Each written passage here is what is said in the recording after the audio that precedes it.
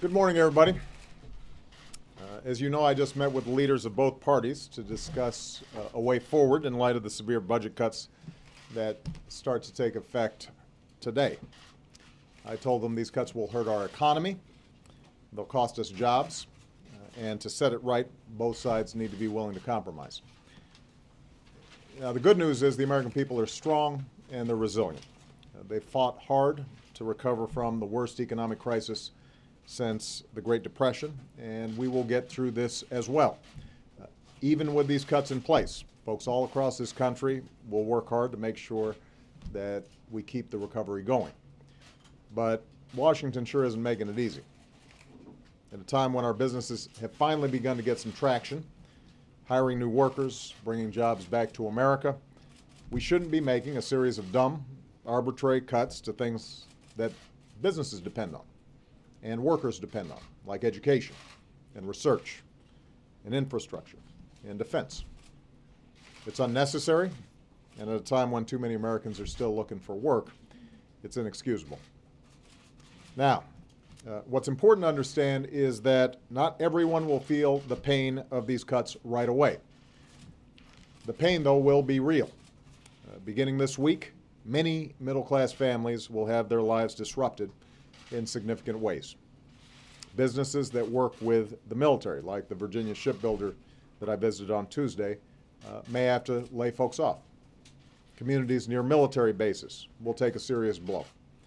Hundreds of thousands of Americans who serve their country, Border Patrol agents, FBI agents, civilians who work at the Pentagon, all will suffer significant pay cuts and furloughs. All of this will cause a ripple effect throughout our economy.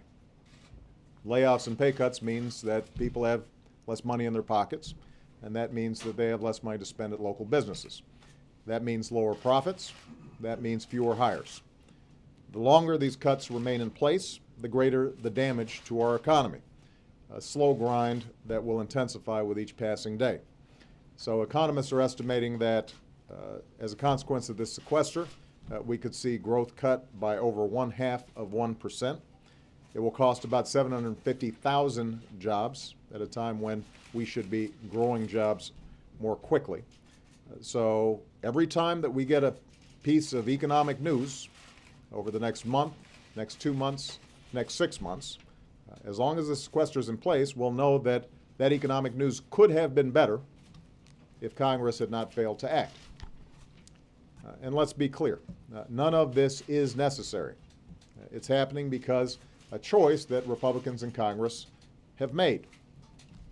They've allowed these cuts to happen because they refuse to budge on closing a single wasteful loophole to help reduce the deficit. As recently as yesterday, they decided to protect special interest tax breaks for the well-off and the well-connected, and they think that that's apparently more important than protecting our military or middle-class families from the pain of these cuts. I do believe that we can and must replace these cuts with a more balanced approach that asks something from everybody. Smart spending cuts, entitlement reform, tax reform that makes the tax code more fair for families and businesses without raising tax rates.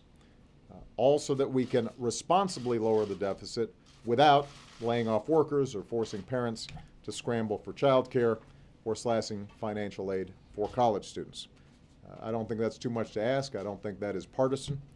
It's the kind of approach that I've proposed for 2 years. It's what I ran on last year.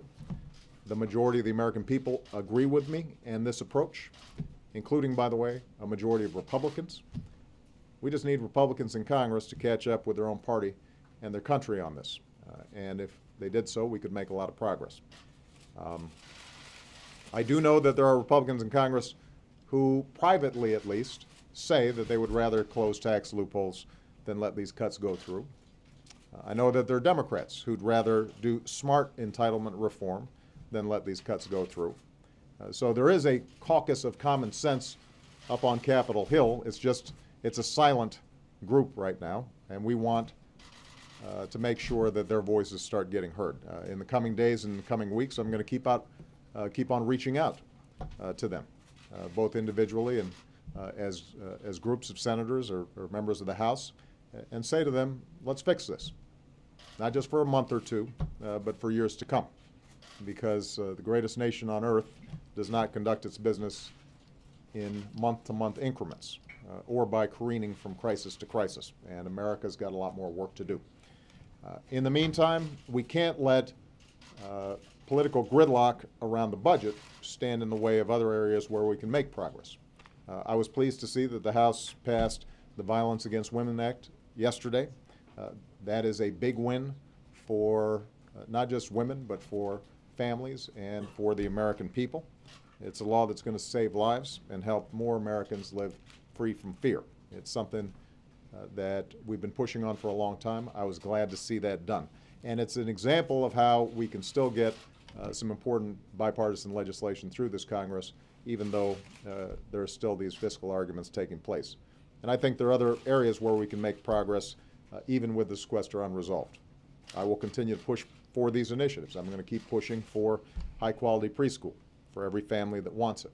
I'm going to keep pushing to make sure that we raise the minimum wage so that it's one that families can live on. I'm going to keep on pushing for immigration reform and reform of our voting system and improvements on our transportation sector.